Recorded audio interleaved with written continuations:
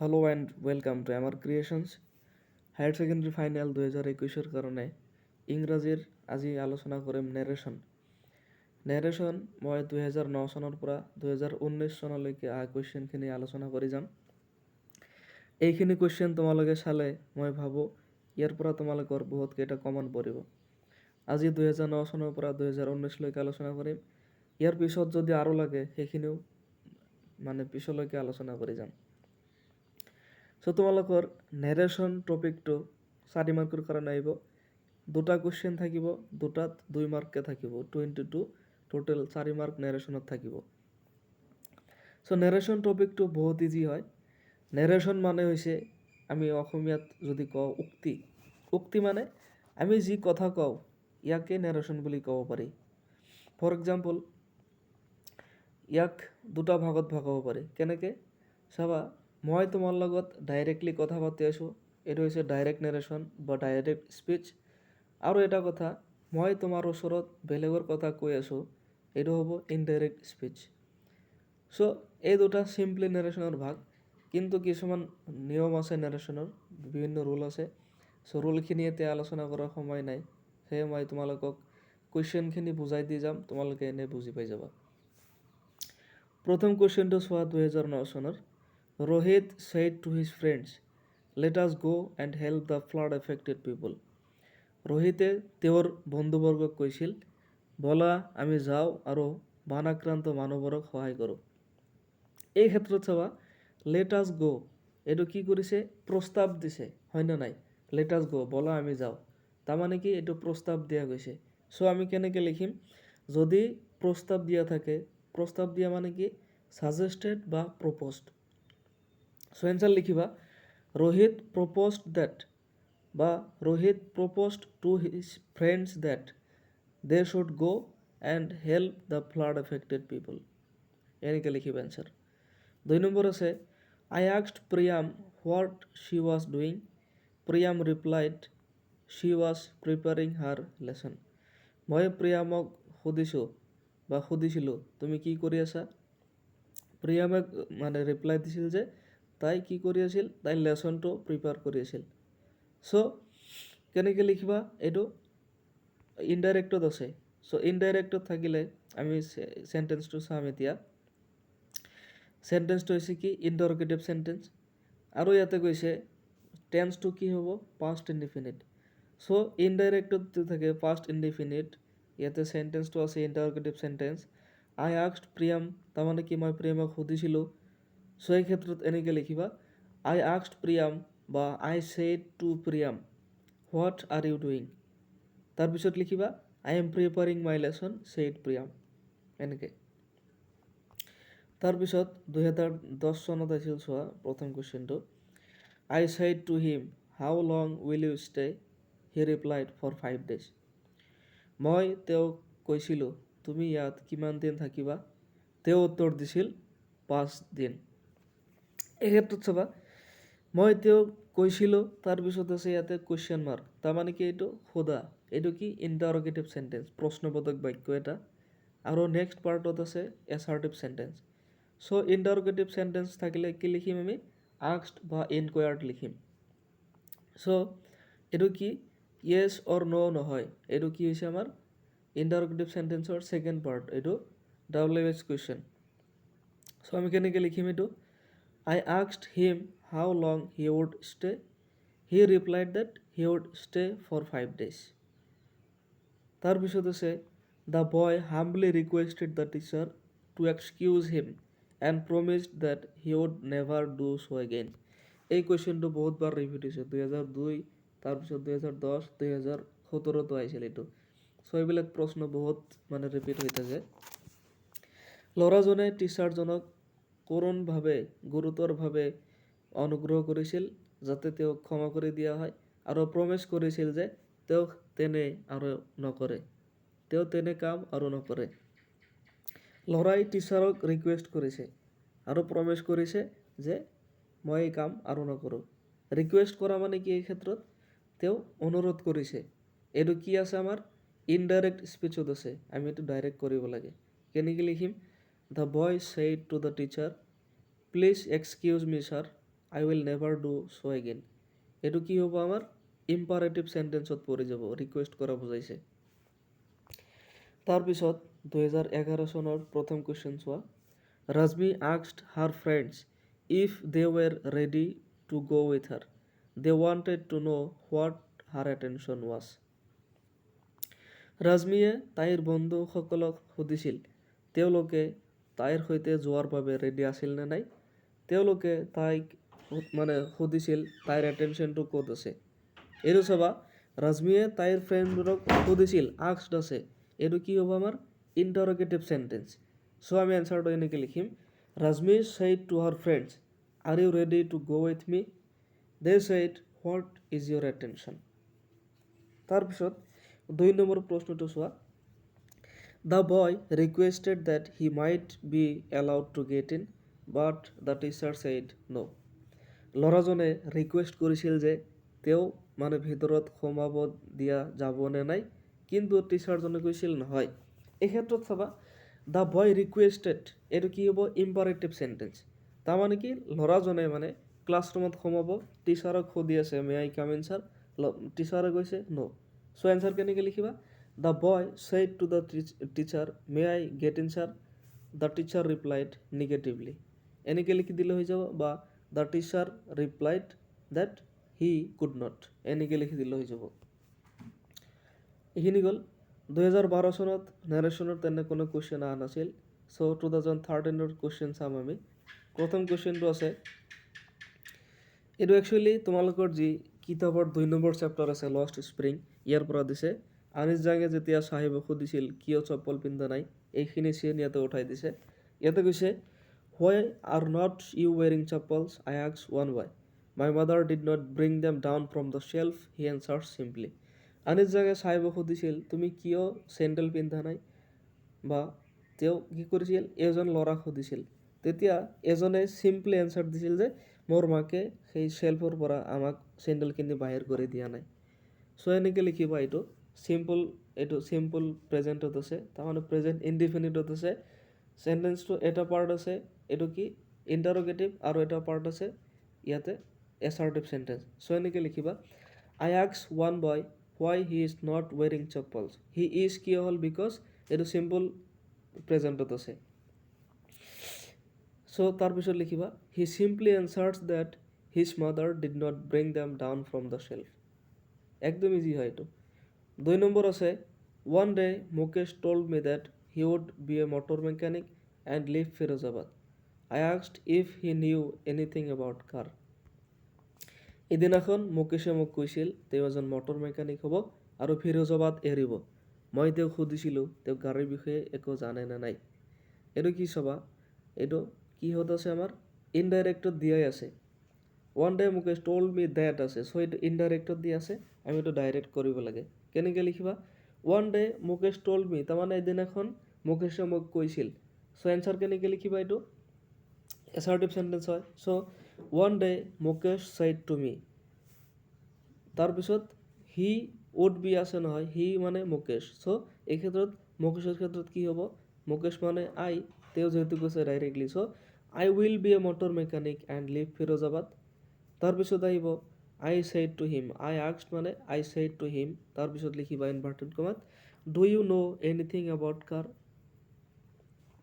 If he knew if he এই ক্ষেত্ৰত Mukesh, so' do you know' anything about car, এনেকৈ যাব। তাৰপিছত 2014 চনৰ প্ৰথম কুৱেশ্যনটো চোৱা। The lady said to the salesmen, what is the price of the Barbie doll. The salesman said to her, it is a bit expensive but I can give you a 20% discount. ইয়াতে চোৱা, চেণ্টেন্সটো 3টা পাৰ্টত আছে। মহিলাগৰাকীয়ে চেলছমেনক সুধিছিল এই বাৰ্বিক ডলৰ দাম কিমান। দোকানীয়ে কৈছিল এইটো বহুত দামী, কিন্তু মই আপোনাক 20% ডিছকাউণ্টত দিব পাৰিম। চ' লেডিয়ে সোধা কি, আস্ক, এইটো ইণ্টাৰগেটিভ চেণ্টেন্সত হয়, WH কুৱেশ্যন। চ' কেনেকৈ লিখিম আমি, ইণ্টাৰগেটিভ চেণ্টেন্সত চাবা 2টা পাৰ্ট আছে, এটা আছে WH কুৱেশ্যন আৰু এটা আছে য়েছ অৰ ন' কুৱেশ্যন। কিছুমান বাক্যৰ উত্তৰ য়েছ বা ন'ৰে দিব পাৰে, আৰু কিছুমান আছে য়েছ ন'ৰে দিব নোৱাৰি, তাতে WH লগাই থাকে চেণ্টেন্সৰ। চ' এইটো হোৱাট আছে, হোৱাট থাকিলে হোৱাট, হোৱাই, হুৱেৰ, হুৱেন এইবিলাক থাকিলে ডাবল এইচ কুৱেশ্যন আৰু যিবোৰ য়েছ নোৰ এনচাৰ দিব পাৰে সেইটো য়েছ অৰ নো কুৱেশ্যন। চ' এইটো ডাবল এইচ কুৱেশ্যন আছে, সেইটো আমি ইফ বা ৱেডাৰ লগাই দিব পাৰি। চ' এনচাৰ লিখিবা, the lady asked the salesmen what the price of that Barbie doll was. The salesmen answered to her that it was a bit expensive but he could give her at 20% discount. বহুত easy হয়, বাক্যখিনি খালি বুজি ল'বা, তাৰপিছত ইয়াক তুমি ইনডাইৰেক্টত কৰি দিবা, হৈ যাব। 2 নম্বৰ আছে, one day Mohan told me that he would become a doctor and leave Assam. I asked him if he knew anything about medicine. ইয়াৰ আগৰ চেণ্টেন্সটোৰ নিচিনাই প্ৰায়। সিদিনাখন মোহনে মোক কৈছিল তেওঁ ডক্টৰ হ'ব আৰু অসম এৰিব। মই তেওঁক সুধিছিলোঁ তেওঁ মেডিচিনৰ বিষয়ে কিবা জানিছিল নে নাই। এনচাৰটো কেনেকৈ লিখিবা, one day Mohan said to me I will become a doctor and leave Assam. তাৰপিছত লিখিবা I asked him মানে I said to him, if he মানে এইটো কি, হি মানে মোহন। চ' মোহনৰ ক্ষেত্ৰত যদি ইয়াতে কুৱেশ্যন কৰা হয়, so' do you know' anything about medicine, এনেকৈ লিখিবা। তাৰপিছত আছে 2015 চনৰ প্ৰথম কুৱেশ্যনটো চোৱা, where do you go' every Sunday? I asked the girl. She replied, I go to the church. তুমি প্ৰত্যেক ৰবিবাৰে ক'ত যোৱা? মই ছোৱালীজনীক সুধিছিলোঁ, তাই ৰিপ্লাই দিছিল মই গীৰ্জালৈ যাওঁ। I asked the girl. মই ছোৱালীজনীক সুধিছিলোঁ, এইটো কি হ'ব? এটা ইণ্টাৰগেটিভ চেণ্টেন্স, প্ৰশ্ন কৰা বুজাইছে, ডাবল এইচ কুৱেশ্যন। হুৱেৰ আছে, চ' এনচাৰ কেনেকৈ লিখিবা, I said to the girl where she went every Sunday, বা I said to the girl লিখি লিখিব পাৰা I asked the girl where she went every Sunday। যেহেতু কি আছে I asked the girl, এইটো কি হ'ব আমাৰ এটা past indefinite, so where she went every Sunday, she answered that she went to the church। তাৰপিছত 2 নম্বৰ চাবা, the teacher asked Rumi if she had read the Bible, she replied that she hadn't। টিচাৰজনে ৰুমিক সুধিছিল যে তাই Bible পঢ়িছিল নে নাই, তাই answer কৰিছিল যে তাই পঢ়া নাছিল। চ' এনচাৰ কেনেকৈ লিখিবা এইটো, দ্য টিচাৰ আস্কড, এইটো কি ইণ্টাৰগেটিভ চেণ্টেন্সৰ হয়।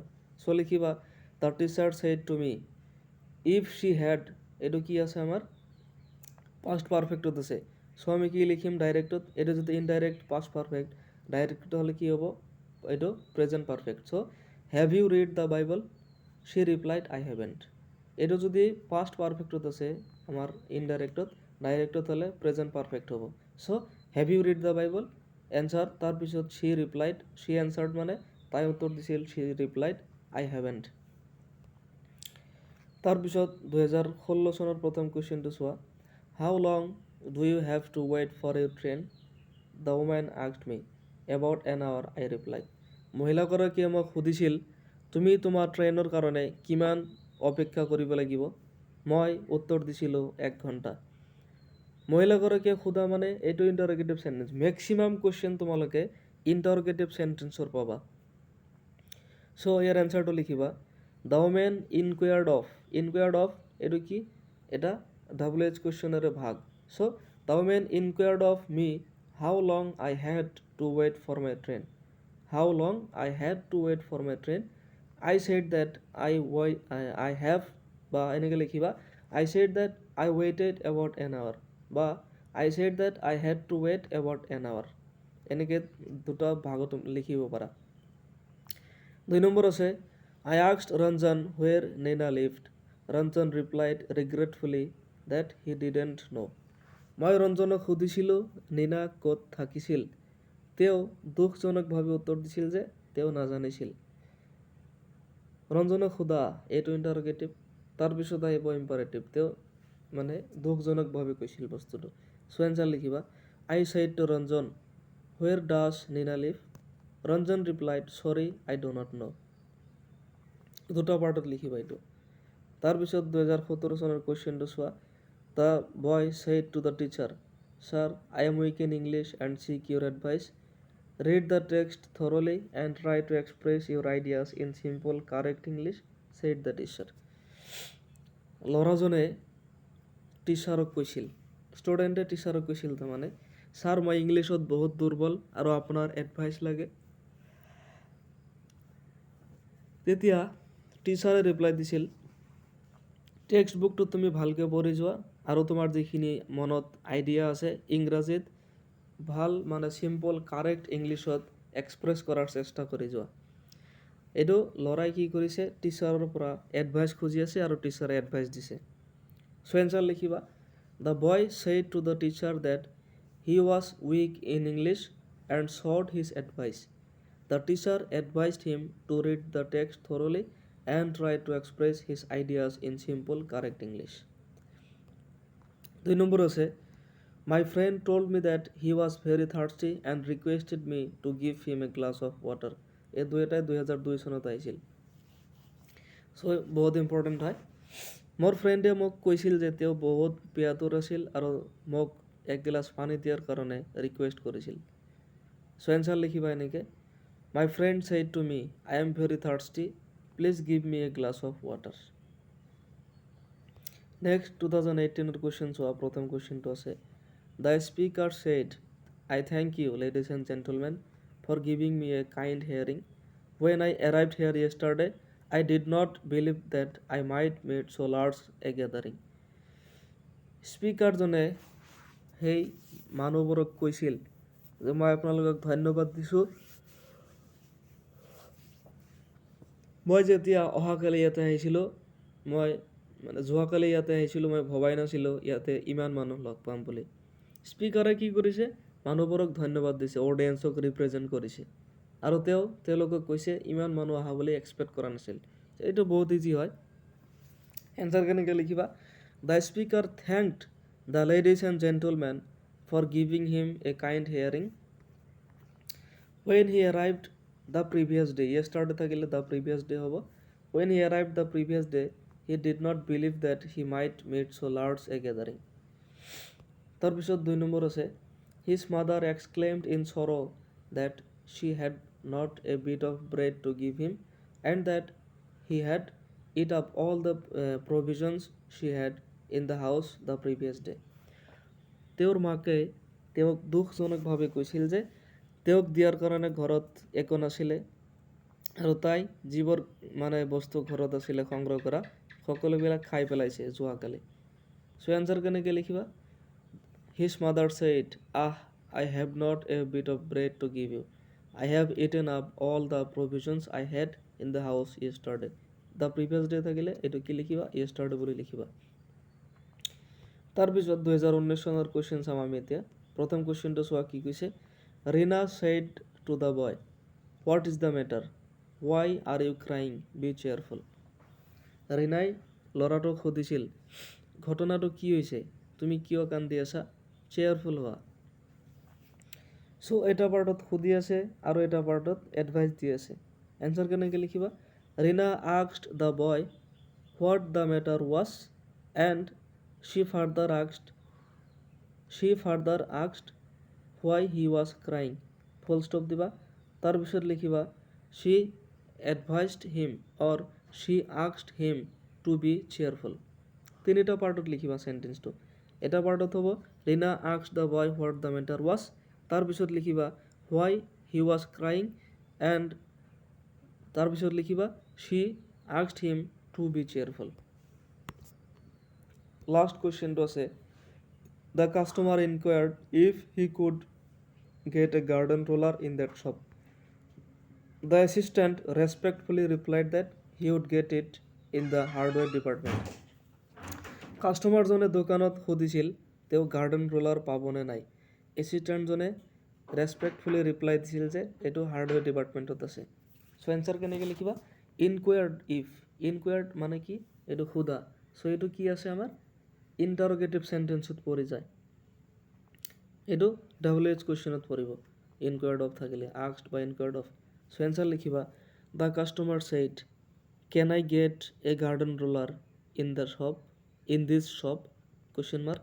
তাৰপিছত লিখিবা, the assistant said comma inverted comma লিখিবা, yes sir you can get it in the hardware department.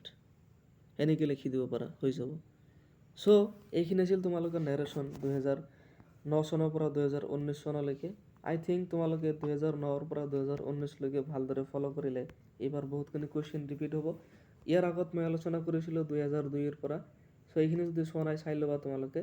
2002 চনৰ পৰা চালে এটা ভাল সুবিধা হয় তোমালোকৰ, মানে বস্তুখিনি আৰু বেছিকৈ ৰিপিট হোৱাৰ চান্স থাকে।